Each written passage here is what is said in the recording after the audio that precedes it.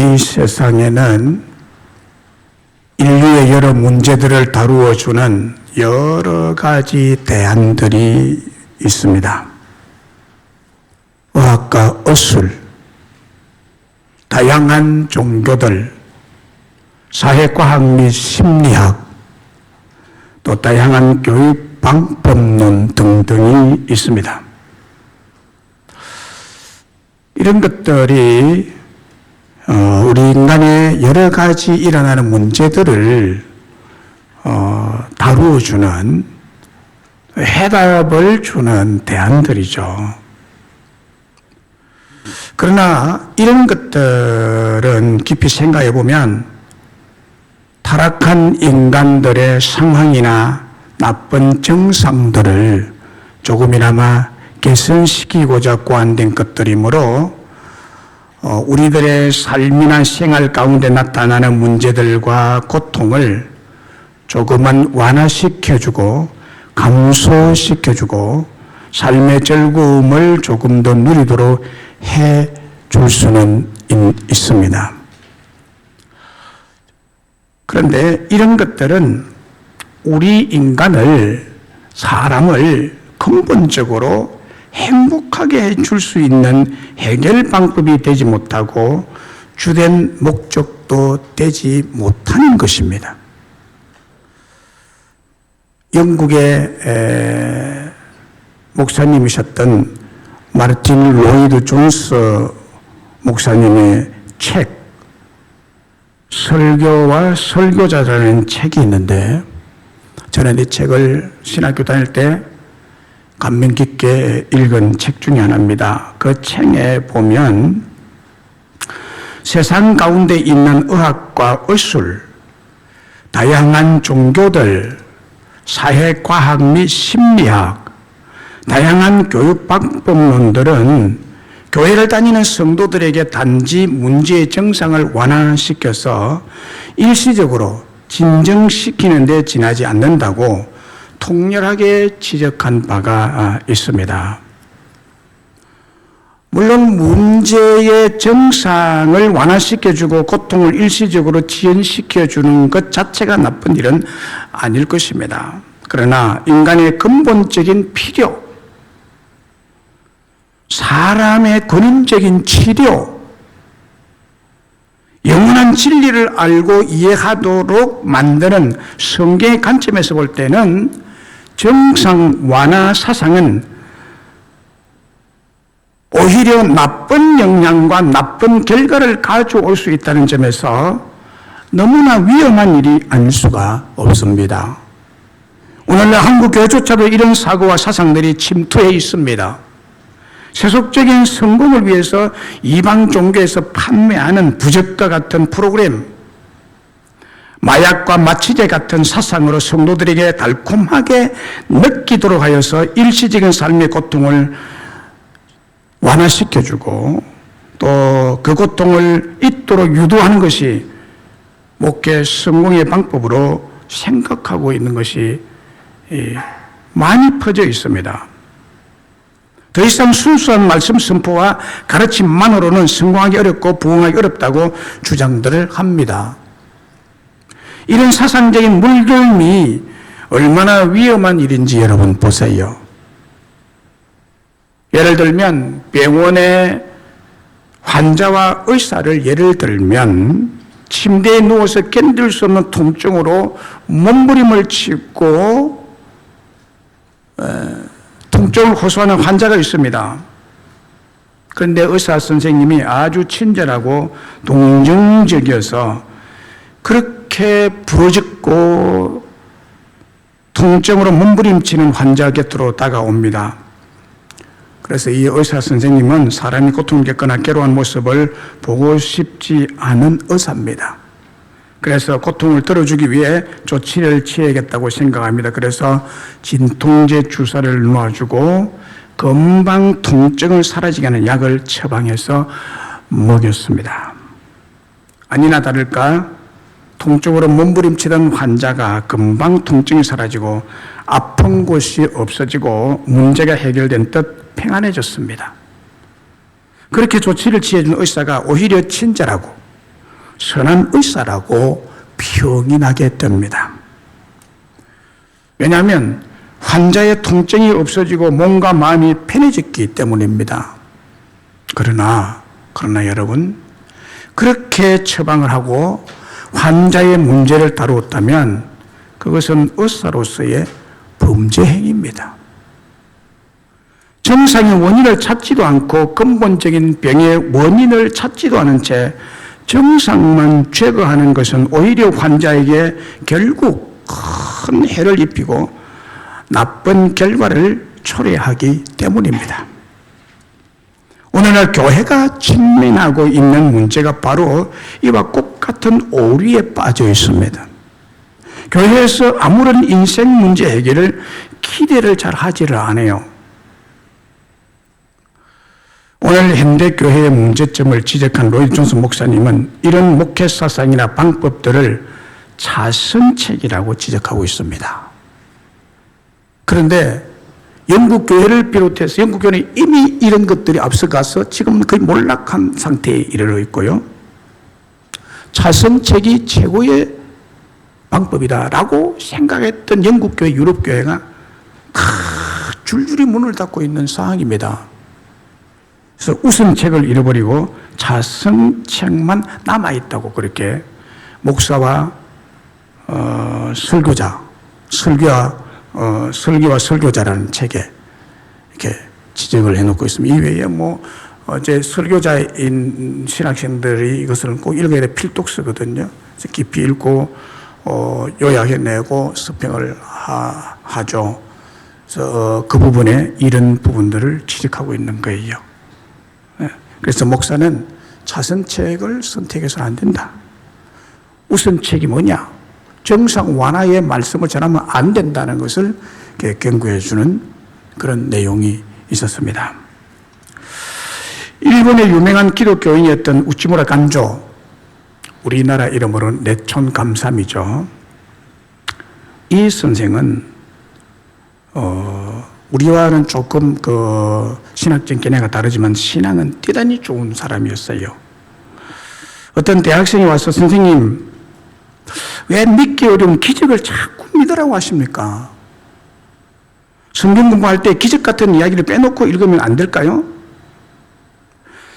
예수님께서는 물 위로 걸어 다니셨다는 얘기, 말씀 한마디로 강풍과 파도를 잔잔하게 했다는 얘기, 예수님이 죽었다가 3일 부활했다는 얘기를 빼놓고 성경 공부를 하면 안 될까요? 라고 질문했습니다. 믿기 어려운 거 좀 얘기 안 하면 좋겠다는 거예요. 그때 이 우치무라 간조라는 선생님이 이렇게 대답했습니다. 학생, 성경에서 인간의 이성으로 수락하기 어려운 기적들을 다 제하고 성경을 공부하면 성경에서 꼭 2가지가 남을 걸세. 그것은 앞뒤의 표지일세. 라고 대답했다는 유명한 얘기가 있습니다. 왜 그럴까요? 기적을 빼면 왜 성경의 알맹이 다 빼버리고 앞표지와 뒷표지만 남게 될 걸까요? 그러니까 성경을 보세요.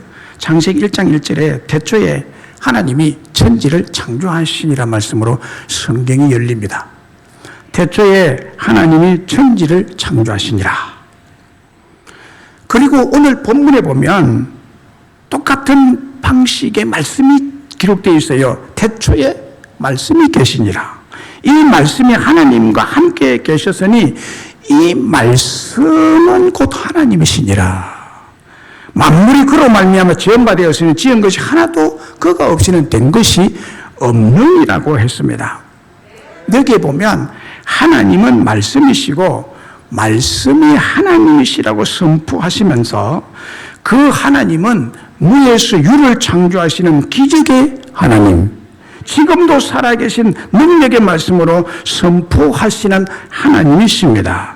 그러므로 성경에 하나님께서 하신 기적을 빼버리면 앞, 뒤 표지만 남게 된다는 말은 옳습니다. 오늘의 한국교회나 성도들의 신앙이 대부분 하나님을 모르고 하나님을 떠나 있고 기적의 하나님, 살아계신 하나님을 불신하는 이상한 정상 완화 사상에 빠져 있습니다. 그래서 그냥 자기 귀에 좋은 말만 들려주는 곳에 사람들이 막 몰려요. 그렇습니다. 말세지만인 오늘 현대를 살아가고 있는, 그래서 교회에서 신앙생활하는 우리 성도님들은 갈라디아서 1장 6절의 말씀을 꼭 기억을 하셔야 할 것입니다. 여기 보면 그리스도의 은혜로 너희를 부르신 이를 이같이 속히 떠나 다른 복음을 따르는 것을 내가 이상하게 여기노라. 다른 복음은 없나니 다만 어떤 사람들이 너희를 교란하여 그리스도의 복음을 변하게 하려 함이라. 그러나 우리나 혹은 하늘로부터 온 천사라도 우리가 너희에게 전한 복음 외에 다른 복음을 전하면 저주를 받을지어다. 우리가 전에 말하였거니와 내가 지금 다시 말하노니 만일 누구든지 너희가 받은 것 외에 다른 복음을 전하면 저주를 받을지어다 라고 갈라디아서 1장 6절 이하에 말씀하고 있습니다. 다른 복음을 전하고 다른 복음을 믿으면 저주받을 거라고. 그런데 오늘 한국 교회에 다른 복음이 너무 많습니다. 여러분들이 분간할 수 없는 다른 복음이 많습니다. 조심해야 될 시대를 우리는 맞이하고 있습니다. 고린도전서 9장 16절 17절에도 이렇게 말씀하고 있습니다. 내가 복음을 전할지라도 자랑할 것이 없으면 내가 부득불할 일임이라. 만일 복음을 전하지 아니하면 내게 화가 있을 것이로다. 내가 자의로 이것을 행하면 상을 얻으려니와 내가 자의로 아니할지라도 나는 복음을 전하는 사명을 받았노라 라고 하고 있습니다. 여러분, 오직 유일한 해답, 인간에 일어나는 여러 가지 좋지 않은 문제들에 대한 유일한 해답, 유일한 대안이 복음입니다. 하나님이신 절대 말씀이십니다. 그러면 오늘 하나님의 말씀만이 인간 세상에서 야기되는 여러 가지 문제의 유일한 대안이며 해답이며 해결책이라고 주장하는 이유가 무엇일까요? 오늘 본문 말씀에 보면 그 이유는 하나님의 말씀이 우리들의 생명의 빛이 되시기 때문입니다. 하나님의 말씀이, 하나님이신 말씀이 우리 인생의 생명의 빛이 되기 때문에 이 세상에서 인간에게 야기되는 모든 문제의 유일한 해답, 유일한 대안, 유일한 해결책이라는 거예요. 오늘 본문을 자세히 볼 필요가 있습니다. 태초에 말씀이 계시니라. 이 말씀이 하나님과 함께 계셨으니 이 말씀은 곧 하나님이시니라. 이 말씀이 곧 하나님이시니라. 여러분, 말씀이 하나님이심을 믿으시기를 바랍니다. 말씀이 하나님이세요. 하나님이 따로 있고 말씀이 따로 있고 아니에요. 말씀이 바로 하나님이시라고 말씀하고 있습니다. 그가 태초에 하나님과 함께 계셨고 만물이 그로 말미암아 지은 바 되었으니 지은 것이 하나도 그가 없이는, 말씀이 없이는, 하나님이신 말씀이 없이는 하나도 지은 것이 이 세상에 있을 수가 없느니라. 그 안에 생명이 있었으니 이 생명은 사람들의 빛이라. 말씀 속에 하나님의 생명이 있다는 거예요.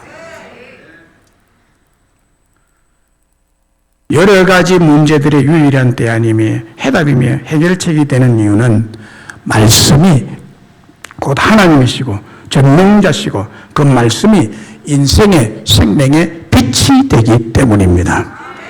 말씀, 복음이 하나님이시라는 것은 하나님의 말씀, 복음 자체가 창조의 능력이며 전능의 능력이며 무에서 유를, 무생물에서 생명체를 만들어내시고 창조해내시는 기적의 하나님이시기 때문입니다.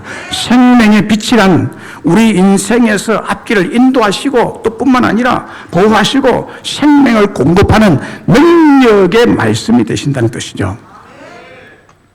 요한복음 8장 12절에 예수께서 또 말씀하여 이르시되 나는 세상의 빛이니 나를 따르는 자는 어둠에 다지지 아니하고 생명의 빛을 얻으리라 그랬습니다. 나를 따르는 자는 어두움에 다니지 아니할 것이다. 어두움이 없을 것이다. 절망적인 어두움이 없고 실패의 어두움이 없고 파산의 어두움이 없고 성공의 생명의 빛을 얻게 될 것이라.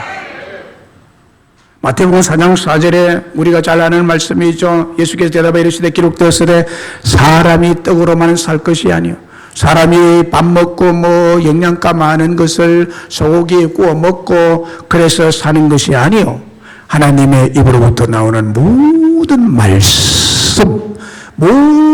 말씀으로 살 것이니라. 말씀으로 살아야 되는 거예요. 말씀이 임할 때 그 심령이 살아나는 거예요. 생명의 빛이기 때문에 그렇다는 거예요. 히브리서 4장 12절의 말씀도 그렇잖아요. 하나님의 말씀은 살았고 운동력이 있어. 하나님의 말씀은 살아있는 생명 있는 말씀이래요. 살아있고 활력이 있어 자유에 나서 어떤 것보다 예리하여 사람의 혼과 영감 및 간절과 골수를 찔러 쪼개요. 해부해서 고쳐낸다 그 말이에요. 새 사람으로 만들어내는 것이 뭐냐? 하나님의 말씀이라는 거예요. 말씀이 하나님이시니까 이 일을 할 수가 있다는 거죠. 생명입니다. 그러므로 이 말씀이 세상의 빛이시고 생명의 빛을 모든 사람에게 주시고 사람의 혼과 영감 및 간절과 골수를 치료하시고 고치시고 변화시키시고 완전케 하시는 능력의 말씀입니다. 구약 에스겔서 37장에 보면은 에스겔이 하나님의 권능의 영이신 섭리에 이끌려 마른 뼈가 가득한 깊은 산골짜기로 인도를 받습니다. 하나님께서 에스겔에게 아무 소망이 없는 죽은 지 오래되는 수백 년 수천 년 된 죽은 뼈다귀가 바싹 마른 그런 뼈에게 해골에게 뼈에게 하나님의 말씀을 선포하라고 하셨습니다. 참 이상하죠. 성경은 인간 내 세상에 없는 어떤 사건들이 많이 소개되고 있습니다. 하나님은 그런 일들을 하고 계시기 때문에 그런 거예요. 마른 뼈가 가득하게 쌓여있는 깊은 에스골 골짜기로 에스겔을 하나님이 인도하셨어요. 그리고는 에스겔아 너희 눈에 지금 무엇이 보이느냐? 마른 뼈가 보입니다. 마른 뼈가 얼마나 말랐냐? 바싹 말랐습니다. 소망이 있느냐? 소망이 없습니다. 내가 너는 이 마른 뼈를 향하여 대언하라. 내 대신 말씀을 선포해라는 거예요. 마른 뼈를 향하여.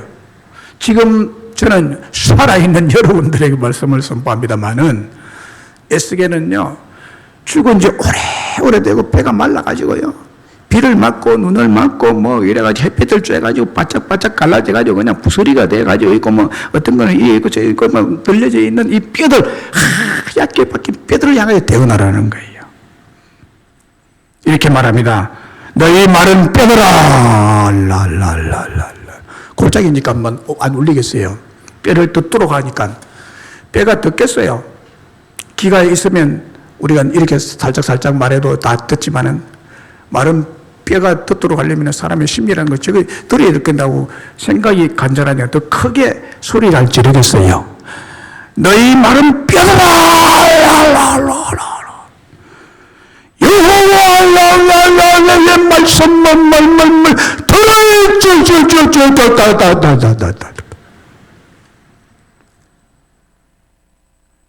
내가 생기를 너희에게 들어가게 하리니 너희가 살아나리라. 너희 위에 힘줄을 두고 살을 입히고 가죽으로 덮고 너희 속에 생기를 넣으리니 너희가 살아나리라. 또 내가 여호와인 줄을 너희가 아니라. 이랬더니요 놀라운 일이 일어났습니다. 뼈들이 이 소리를 듣고요 막 뼈가 제자리에 돌아갑니다. 이제 여러분들의 몸을 구성한 뼈가 하나는 동쪽에 있고 하나는 서쪽에 있고 하나는 북쪽에 있고 막 흩어져 가지고 막 홍수가 나고 막 우리 바람에 이래 가지고 그렇지 않겠어요? 근데 이 뼈들이요 살아가지고 자기 몸을 찾아간다고 서로 부딪히고 이 뼈, 저 뼈가 들어맞아서 뼈들이 서로 연결되더라라고 에스겔서 37장에 기록하고 있습니다. 뼈들이 자기 제자리를 찾아간다고 서로 연결돼요. 내가 또 보니 그 뼈에 힘줄이 생기는 것이 보였습니다. 힘줄이 팍팍팍팍팍 생기는 것이 보이고요.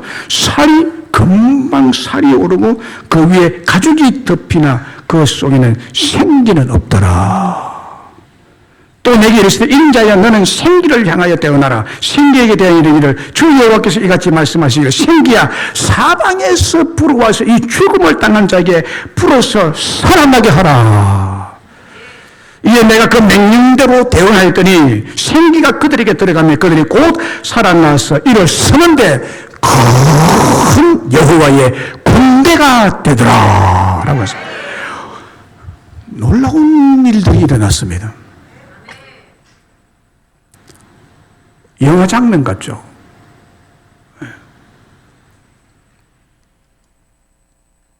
하나님의 군대, 말씀의 능력을 말하고 있는 거예요. 하나님의 말씀을 떼어나니까 마른 뼈들이 살았어. 하나님의 군대가 되는 놀라운 일이 일어난 것입니다. 할렐루야.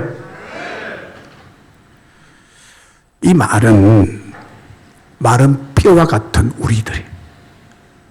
우리의 삶에 마른 뼈 같고 소망이 전혀 없는 사람이지만은 그 위에 하나님의 말씀이 임하면, 하나님이신 말씀이 임하면 살아나더라. 마태복음 8장 5절 이하에 보면요, 예수님께서 가버나움이라는 동네에 가셨는데 한 백부장이 예수님에게 와서 간구하여 이렇게 말했습니다. 주여, 내 하인이 중풍병으로 집에 누워 몹시 괴로워하나이다. 이렇게 말했습니다. 이 말을 들으시고 예수님께서 그래 내가 가서 고쳐주리라. 내가 가서 고쳐주리라고 했습니다. 예수님의 이 말씀을 들은 이 백부장이 또 이렇게 그 말을 듣고 이렇게 말합니다. 주여, 내 집에 들어오심을 나는 감당하지 못하겠사오니 다만 말씀으로만 하옵소서. 다만 말씀으로만 하옵소서. 그러면 내 하인이 낫겠사옵나이다. 이렇습니다. 올 필요가 없습니다는 말이에요. 우리 집에까지 올 필요가 없고 그냥 여기서 말만 하면 나을 거예요 라고 말하는 거예요. 백부장의 믿음이 대단하죠. 이 백부장은요 로마 군인이에요. 로마 군인들은 로마 정부에서 주는 월급을 받고 사는 사람입니다. 그래서 이들은 로마 황제 가이사가 나의 주님이다 라고 고백해야 될 사람들입니다. 그런데 이 사람이 어떤 루트를 통해서 예수님 믿었는지요, 얼마나 정확하게 예수님을 믿었는지 몰라요. 예수님을 믿되 예수님의 말씀이시고 말씀이 능력이고 전능의 능력이라는 것을 이 사람은 알고 고백하는 거예요. 내가 가서 고쳐주리라고 말씀했는데 이 백부장은요, 예수님 올 필요가 없습니다. 다만 이 자리에서 말씀만 하옵소서. 그러면 내 하인이 중풍병에서 낫겠나이다. 이렇게 고백합니다. 그러면서 이 백부장 하는 말이요, 나도 남의 수하에 군인이니까 나도 남의 수하에 있는 사람이요. 남의 수하라는 건 자기 위에 대령이 있고 사단장이 있고 그 말이에요. 자기 위에 사람이 있고 나도 내 아래에 병사들이 있는데 이들을 가라 하면 가고 저더러 오라면 오고 내 정도로 이것을 하라면 하나이다. 말 한마디면 다 돌아갑니다 이 말이에요. 군대 체계가 그렇잖아요. 말 한마디면 다 돌아갑니다. 저는 군대 생활했기 때문에 이거 알아요. 월동 준비하는데 그 겨울이 찾아오면 월동 준비를 하거든 군인들이요. 강원도에 얼마나 춥습니까? 근데 그냥 말로써 월동 준비해라 그래요. 아무것도 안 줘. 그러면요 군인들이 무에서 유를 창조해냅니다. 말 한마디면 다 돼요. 다 돌아가는 거예요. 말 한마디 했는데 안 하면 이거는 이제 각오를 해야죠. 죽을 각오해야 되는 거예요. 뭐 죽이진 않겠습니까만은 반 죽이는 거예요. 군대에서는 말 안 들으면, 명령 안 들으면요 군대 생활이 어려워져요. 그렇잖아요. 예수님, 내가 군인 아닙니까? 한마디로 말하면 그래요. 군대 측에는요, 상명하복입니다. 윗사람이 명령하면 밑에 사람은 복종하는 것입니다. 예수님 하나님 아니십니까? 말씀만 하옵소서. 이 자리에서 말씀하소서. 그러면 내 종이 중풍병에 걸려도 건강하게 나을 줄로 믿습니다. 이랬거든요. 이 말을 듣는 예수님이 이렇게 말했습니다. 와, 정말 이 믿음이 좋구나. 이스라엘 중에 아무에게도 내가 이만한 믿음을 보지 못하였노라. 예수께서 백부장에 이르시되 가라, 네 믿음대로 될지어다 하시니 그 즉시 하인이 나으니라 라고 했습니다. 뭡니까 여러분? 예수님의 말씀의 능력입니다. 말씀이 답이에요. 말씀이 인생 답이에요. 다만 말씀만 하옵소서. 그러면 내 하인이 낫겠나이다 라고 고백한 백부장은 말씀이 곧 하나님이시라는 사실을 믿었던 거예요.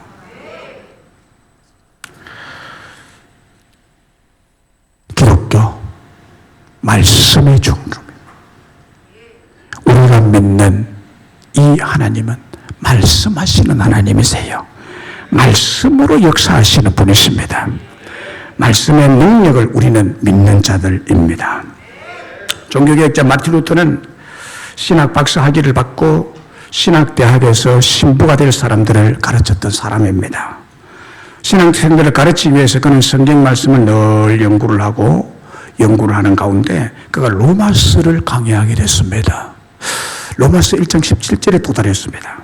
그 말씀 앞에 그는 천주교의 모든 선행에 대한 잘못된 교리의 의문점이 풀어지면서 하나님의 은혜와 믿음으로서의 구원을 확신하게 되었던 것입니다. 하나님이신 말씀의 능력 앞에 그의 모든 사상이 완전히 뒤바뀌어버립니다. 완전히 바뀌어버립니다. 천주교 사상으로 물든 사람이 예수 그리스도의 은혜의 믿음으로 완전히 사상 체계가 바뀌어버립니다. 그래서 하나님이신 말씀의 능력 앞에 종교개혁을 그는 단행하게 되는 거죠. 그래서 그가 부르짖기를 오직 성경, 오직 말씀, 오직 믿음 이것을 선포했던 것입니다.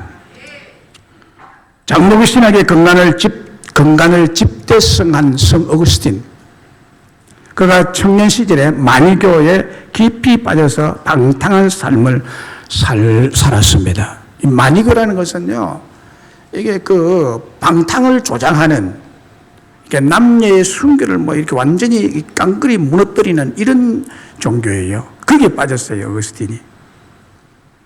거기에 빠져서 고민하고 있을 때, 밀라노의 어느 집 정원에 있을 때에 마당에서 서너 명 아이들이 노래를 부르면서 놀고 있습니다. 그 노래말에서 하나님의 음성을 듣게 되죠. 들고 읽으라, 들고 읽으라. 라틴어예요. 톨레레게, 톨레레게. 아이들이요. 우리 아이들 보면 고무줄 옛날에, 요즘은 고무줄 노래를 많이 안 해요. 옛날에 아이들, 우리 초등학교 다닐 때 아이들 고무줄 노래 하면은요, 노래 부르면서 고무줄 띵띵 하잖아요. 그죠? 노래 부르면서. 그 무슨 노래를 주로 잘 불렀는지 좀 모르겠는데, 오래돼가지고. 무궁한 꽃이 피었습니다. 근데 이 아이들이 놀면서요,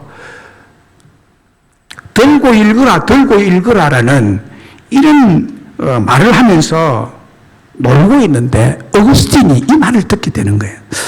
들고 읽으라. 이 말이 하나님의 음성으로 들린 거예요. 하나님의 음성으로 들렸는데 그 말을 듣고 자기 서재에 들어가서 성경책을 들고 펴서 딱 읽는데 들고 읽으라는 그 말이 그 마음에 아이들이 들은 소리, 부르는 소리를 듣는 그 순간에 내가 가서 성경을 딱 펼쳐가지고 딱 펼쳐가지고 최초로 보이는 그 본문이 나에게 주시는 말씀일 거다라는 확신이 들더래요. 그래서 성경을 탁 펼쳐 들었는데 어떤 성경이 그 앞에 펼쳐졌는가 하면 로마서 13장 13절, 14절의 말씀을 읽게 된 거예요. 이게 자기 눈에 탁 들어온 거예요. 성경을 들고 딱 읽었는데 로마서 13장 13절, 14절의 말씀이 들어온 거예요. 그 말씀이 무슨 말씀인가 하면은 낮에와 같이 단정히 행하고 방탕하거나 술 취하지 말며 음란하거나 호색하지 말며 다투거나 시기하지 말고 오직 주 예수 그리스도로 옷 입고 정령을 위하여 육신의 일을 도모하지 말라. 이 말이 자기의 눈에 확 들어왔어요. 그는 지금 만유기에 빠져서 이 생활을 하고 있거든요. 그런데 말씀이 하나님이신 거로 그의 심령을 깨뜨려 본 거예요. 그래서 그는 그 자리에서 고칼하십니다. 그 말씀을 통해서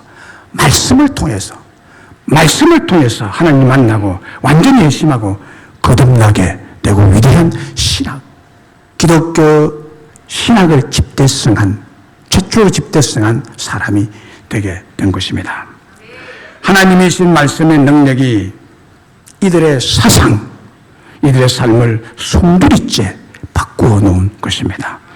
캘빈, 존 막스, 에드워즈, 휘필드 등 종교개혁자들은 말씀이 하나님이시고 하나님의 말씀인 것을 분명히 믿고 오직 성경 중심, 오직 하나님 중심으로 살게 됐던 것입니다. 존중이라는 책으로 우리에게 잘 알려진 존 비비의 목사님은 수많은 베스트셀러를 지은 사람입니다. 그가 처음 사역자로 부르심을 받을 때 목회자로서 결단하게 된 계기가 하나님의 말씀이었다고 간증하였습니다.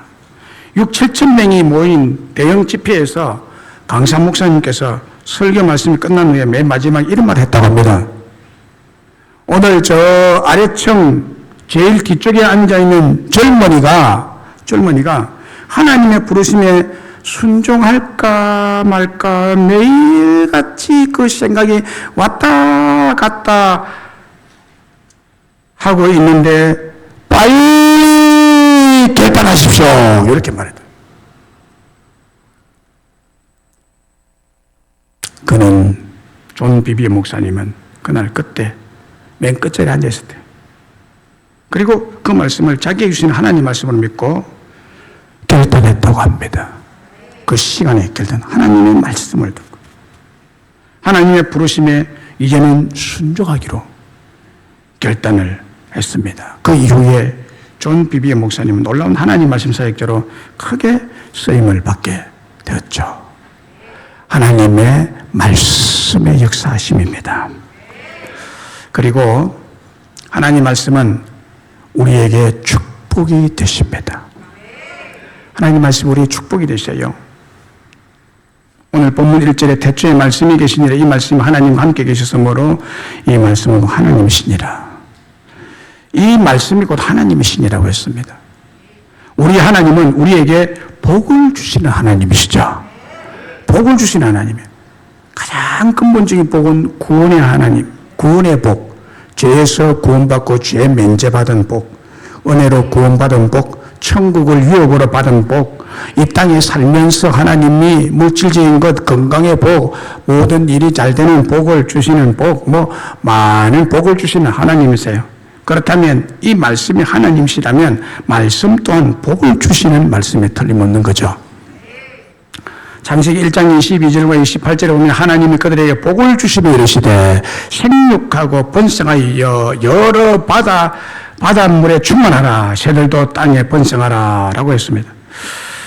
또 28절에 보면요, 하나님이 그들에게 복을 주시며, 이게 복을 주시면 계속 말씀하고 있어요. 창조할 때 아예 복을 맹하고 있습니다. 하나님이 그들에게 생육과 번성하여 땅에 충만하라. 땅을 정복하라.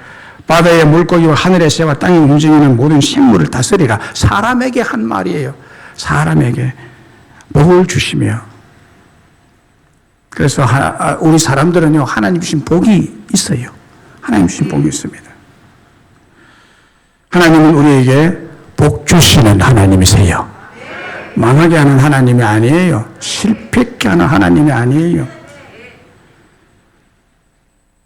자, 그래서 여러분 중에 이런 생각으로 교회를 다니는 사람도 있을 거예요. 이런 생각으로 교회를 안 다니고 뭐 생활하는 사람도 있겠지만, 많겠지만, 참, 나는 불행한 사람이야.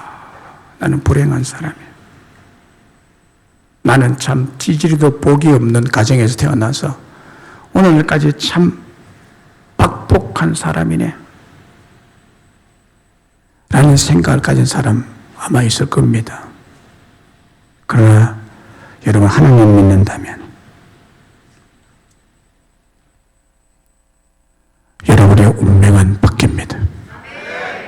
복 있는 사람으로 바뀌게 될 줄로 믿습니다. 그러니까 하나님 믿는 것이요, 여러분 얼마나 큰 축복인지 몰라요. 하나님은 복 없는 사람을 복 있는 사람으로, 불행한 사람을 행복한 사람으로 바꾸어 놓습니다. 여러분, 하나님의 말씀이 우리에게 축복입니다. 축복이 됩니다. 시편 1편을 보세요. 시편 1편은요, 복 있는 사람이 누군지를 말씀하고 있습니다. 누가 큰 복을 받고 누가 복 있는 삶을 살 수 있느냐는, 복이 없는 사람이 복 있는 사람으로 어떻게 바뀌느냐는 말씀하고 있는데, 시편 1편에요, 복 있는 사람은 오직 여호와 율법을 즐거워하여 그 율법을 주야로 묵상하는 사람이라고. 하나님의 율법, 하나님의 말씀을 주야로 묵상하는 사람에게 하나님이 복 없는 사람을 복 있는 사람으로 바꿔버리겠다는 거예요. 바꿔버리겠다는 거예요. 그 사람이 시냇가에 있으면 나무가 될 것이고 철을 따라 열매를 맺는 사람이 될 것이고 그 잎사귀가 마르지 아니하고 그가 하는 모든 일이 다 형통하게 열릴 것이라고 말하고 있습니다. 여러분, 말씀이 축복이에요. 여러분, 하나님 말씀은 그 자체가 축복이 됩니다. 사람에게 축복, 사람의 운명을 바꾸어 놓는 생명의 빛, 생명의 능력, 이것이 하나님 말씀이라는 거죠. 그래서 이 복된 하나님의 말씀을 여러분 좋아하시고 즐거워하시고 주야로 묵상하는 사람이 축복을 받게 되어 있다는 것입니다. 교회를 다녀도 하나님의 말씀과 상관없이 다니고 말씀을 깨닫지 못하고 다니는 사람은 사실 복 받고 사는 것과는 상관이 없게 되는 거예요. 하나님 주시는 복과 상관없어요.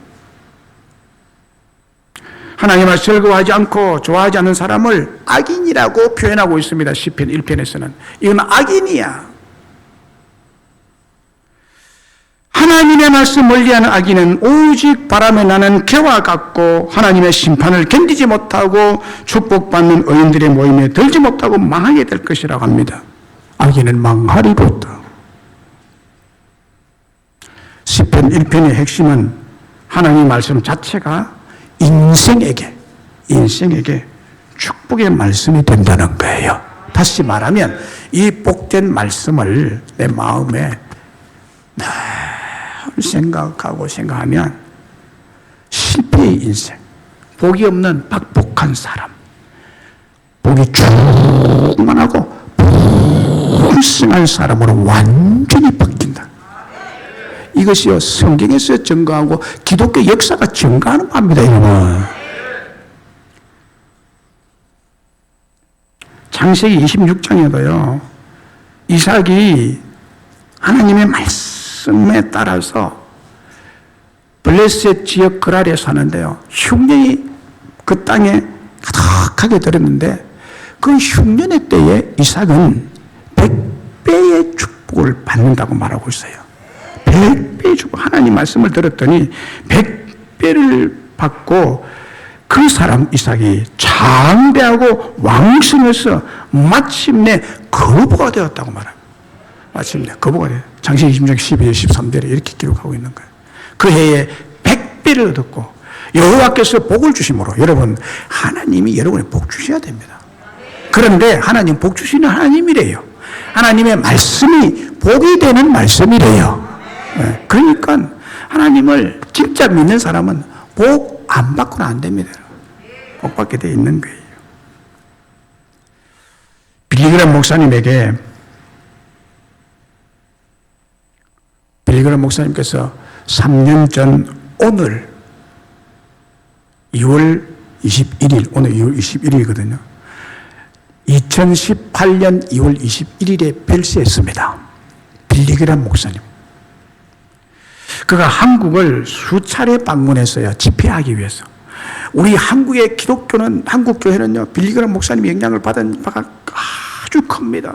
엄청난 사람들이, 불신자들이요, 여의도 광장에 73년도 여의도 광장에서 100만 명이 모였어요. 여의도 광장. 여의도가 개발되기 전입니다. 모래밭에. 그 광장에서 100만 명이 모인 곳에 빌리그람 목사님이 두 번째 1952년도 6.25 전쟁 때 한국에 들어와가지고 한국 교회가 새벽기도 하는 것이 이 사람이 깜짝 놀란 거예요. 그 전쟁통에도요, 밖에서 텐트 치고 새벽기도 하는 한국 백성들을 보고요, 한국교회 신앙을 가진 사람들, 초대교회 신앙을 가진 사람들한테요, 이 빌리그람 목사님이 너무나 큰 영감을 받고 돌아간. 그리고 1973년도에 여의도 광장에 100만 명이 모인 곳에, 거기는 거의 불신자들을 초청해서 갔거든요. 73년도 제가 고등학교 때. 이때에 많은 사람들이 이 목사님의 설교를 듣고 회개하고 돌아옵니다. 많은 사람. 한국교회가요, 이분의 은혜 받은 바가 커요. 그래서 오늘이 3주기 되는 날입니다. 빌리그람 목사님. 이분이 미국 대통령의 멘토가 되었고요. 템플턴, 그 종교인의 노벨상이라는 템플턴 상도 수상했고요. 그의 부모님은 신실한 크리스찬이었습니다. 그런데요, 그가 16살 때 바뀝니다. 16살 때. 부모가 크리스찬이라도 뭐 따라서 교회 다녀도요, 성경을 믿지 않았어요. 성경 거짓말이다. 하나님 말씀 믿지 않았어요. 그런데 16세 때 1934년인데 자기 마을에 큰 전도 집회가 열렸어요. 큰 전도 집회, 능력이 많으신 목사님 와서 설교하는데 거기에 참석했는데요. 그곳에서 선포되는 말씀, 부흥 강사 입에서 나오는 말씀을 듣고 하나님을 만납니다. 거기서 자신을 돌아보게 되는 거예요. 자신을 돌아보니까요, 하나님 앞에 자기는 죄인이고 스스로 이 죄를 해결할 길이 없다는 것을 알고 이 말씀을 통해서 깊이 깨닫게 됩니다.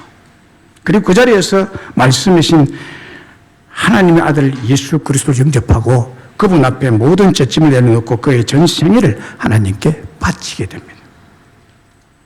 그러나 늘 마음 한구석에는 지워지지 않는 의심이 있었는데 성경이 하나님의 말씀이라는 것에 늘 의심이 있었대요. 그런데도 이는 큰 집회, 대형 집회를 열었는데 그가 31살 되던 때에 자기가 설교자로 집회를 하는데 수만 명이 모인 그 집회를 하는데 거기에 놀라운 일이 일어난 거예요. 말씀 선포 앞에, 말씀 앞에 사람들이 막 뒤집어지고 놀라운 회개의 역사가 일어나는 것을 보고 자기가 은혜를 받았대. 아하, 하나님의 말씀은 진짜구나. 그 순간에 의심이 완전히 사라져버렸대요. 네. 그래서 능력 있는 말씀이다. 하나님의 말씀은 복이다. 이것을 알게 되고 그가 그때부터 31세 이후부터 대형 집회에 나가면 언제나 이 말씀을 달고 있었대요. Bible said, Bible said, 성경이 말씀하십니다. 여러분, 하나님의 말씀이요, 축복이 됨을 믿으시기를 바랍니다.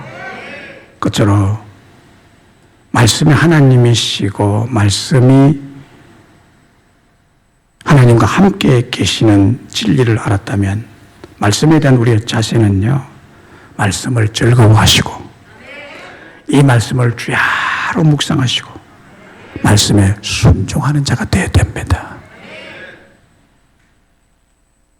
시편 1편에 복 있는 사람이라서 말하잖아요. 말씀을 즐거워해서 이 말씀을 주야로 묵상해야 된다. 주야로. 다른 것 묵상하지 마시고, 나한테 상처 준 사람 묵상하지 마시고, 아무런 도움이 안 됩니다. 악만 자꾸 일어납니다. 하나님의 말씀을 묵상하세요. 이 말씀 묵상하는 자가 복 있는 사람이 됩니다. 반드시 그렇게 만들어줄 줄로 믿습니다. 복 있는 사람이 여호와의 율법을 즐거워하는 사람이라고 했습니다. 이 말씀을 묵상하는 사람이라고 했습니다. 이 사람이 받는 복이 뭐예요? 시냇가에 심은 나무가 됩니다. 시냇가에 심기로 나무, 시냇가에 대한 특권을 다 가진 사람이에요. 이 세상에 특권을 누리는 사람이 될 수가 있다는 거예요. 말씀 묵상하는 자는. 그리고 철을 따라 열매를 맺는, 봄철의 열매, 여름철의 열매, 가을의 열매, 심지어는 겨울철 열매까지도 맺는 이런 삶을 살게 될 것이라. 그러니까 사시사철 열매가 있는 부도를 만나지 않은 이런 행동한 삶을 살게 될 것이라고 말합니다. 왜냐하면 시냇가에 심겼기 때문에, 생명가에 심겼기 때문에, 하나님께 심겼기 때문에, 교회에 심겼기 때문에 이 사람은 절대로 마르지 않는다는 거예요. 열매가 풍성하게 될 것이라는 말입니다. 그리고 그가 하는 모든 일이 형통하게 될 것이라. 그가 하는 모든 일이 형통하게 될 것이라. 할렐루야. 네. 집에 가셔서 반드시 축복의 말씀인 신명기 28장 1절로 14절을 읽어보세요. 1절, 신명기 말씀이 굉장히 깁니다. 거기에는 축복과 저주의 말씀이 함께 있습니다. 그런데 축복의 말씀은 1절 14절까지입니다. 15절부터 50몇 절까지는 저주에 대한 말이에요. 저주. 어떻게 하면 저주받고 어떻게 좀 저주받는 항목들이 너무너무 많아요. 그래서 이 세상에 저주받는 항목이 많은 것처럼 저주받고 사는 사람들이 세상에 더 많습니다. 복받고 사는 것보다도. 그래서 신명기 28장 1절 14절의 말씀을 읽어보세요. 거기 보면요, 하나님의 말씀을 듣고 순종하는 자에게 이와 같은 복을 다 줄 것이라. 하늘의 보배로운 창고를 열어서 이 땅에 너희에게 때를 따라 모든 필요한 것을 다 주겠다고 약속하고 있습니다. 우리는 복 받는 사람의 자리에 와 있는 거예요. 오늘 이 자리에서 이 복된 말씀을 듣는 것이요, 복을 받는 모든 것의 여건을 다 갖춘 것이거든요. 그래서 여러분들이 하나님의 말씀을 통해서 복된 자로 바뀌시기를 주의 이름으로 축복합니다. 요한계시록 1장 3절에 보면 이 예언의 말씀을 읽는 자와 듣는 자와 그 가운데 기록된 것을 지키는 자가 복이 있다고 말합니다. 이 복은 모든 축복을 다 말하는 거예요. 영혼의 축복과 범사의 축복과 건강의 축복까지 보장된 복을 말합니다. 하나님의 말씀 순종하는 자에게, 이 말씀을 주야로 묵상하는 자에게는 하나님 불가능이 없도록 역사하시는 것이다 말씀했습니다. 지난 5주 동안 우리는 하나님을 아는 것에 대해서 말씀을 드렸습니다. 하나님을 오는 것도 오늘도 하나님을 아는 것. 하나님이 어떤 하나님이냐? 하나님이 말씀이시다는 거예요. 말씀이 곧 하나님이시다는 거예요. 이 하나님을 알라, 어떤 의도로 여러분에게 말씀을 드리는 거예요. 하나님은 태초에 스스로 계신 하나님으로서 그분이 바로 말씀이다. 그분이 바로 말씀이다. 너희에게 말씀으로 천지를 창조하시고 전능의 말씀이 곧 하나님이시라는 진리를 밝히고 있습니다. 하나님이 누구냐? 말씀이시나? 이걸 알아야 되는. 그리고 이 말씀 우리 가운데 오셨는데 육신을 입고 오셨다고 했습니다. 요한복음 1장 14절에 보면은 말씀이 육신이 되어 우리 가운데 가면 우리가 그의 영광을 보니 아버지의 독생자의 영광이요 은혜와 진리가 충만하더라고요. 하나님이신 말씀이 인간의 육신을 입고 이 땅에 우리 오셨대요. 말씀이 육신이 됐대요. 인간 세상에 없는 겁니다. 말씀이 육신이 된 사람이 누구냐? 예수님이세요. 그러니까 예수님은 하나님이시거든요. 그러니까 하나님이 말씀이라는 거예요. 말씀이 곧 하나님이시라는 거예요. 이런 하나님을 알아야 된다는 거거든요. 이 하나님을 모르니까 말씀에 대해서 늘 의심하게 되는 것입니다. 예수님이 말씀하시고 예수님이 태초에 계신 하나님이시다는 거예요. 그래서 예수님께서 3년 동안 공사에 가실 때 보면 말씀 한마디에 완전히 바뀝니다. 예수님이 가는 곳에 말씀 한마디면 노도 강풍도 잔잔해지고 어떤 병자도 완전한 치유가 일어나고 심지어는 죽은 자도 살아나는 기적이 일어납니다. 나사로야 나오너라 말씀 한마디 일어납니다. 그러므로 우리의 신앙생활에 성령에 계신 하나님을 알 때 온전한 신앙생활이 가능해질 줄로 믿습니다. 오늘의 말씀은 하나님이 바로 복음의 말씀, 복된 말씀, 천지를 창조하신 전능하신 능력의 말씀이신 하나님이시라는 거예요. 이 말씀이신 하나님은 우리에게 생명의 빛이 된다고 했습니다. 그리고 하나님 자신이신 이 하나님의 말씀은 우리에게 축복이 되신다고 했습니다. 그러므로 하나님이신 이 말씀을 즐거워하고 주야로 묵상하고 순종하는 자가 되어야 될 줄로 믿습니다. 감사하게도 오늘 우리들에게 생명의 빛이 되신 말씀, 축복이 되신 말씀을 은혜로 받아 먹게 해 주신 거예요. 얼마나 감사합니까? 이제 우리에게 남은 것은 들은 하나님의 말씀을 즐거워하시고 기뻐하시고 감사해야 될 줄로 믿습니다. 그리고 이 축복의 말씀이 좋고 사랑해서 주야로 이 말씀만을 생각하고 주야로 묵상하고 순종하는 자가 되어야 합니다. 왜냐하면 그렇게 할 때 나에게 복이 되고 내가 복 있는 사람으로, 복 없는 사람, 복 있는 사람으로, 불행한 사람이 행복한 사람으로, 신피의 사람이 성공하는 사람으로 바뀌게 되기 때문이에요. 바뀌시려면 이 말씀을 쫙 묵상, 말씀을 떠나지 마세요. 말씀을 떠나지 마세요. 말씀이 하나님이시니까 말씀을 안 떠나면 하나님이 떠나지 않으세요. 하나님이 함께 하심으로 여러분이 하시는 일에 형통한 복을 주시고 이런 축복, 약속의 복을 다 받아 누리는 여러분 되시기를 주의 이름으로 축복합니다. 말씀이신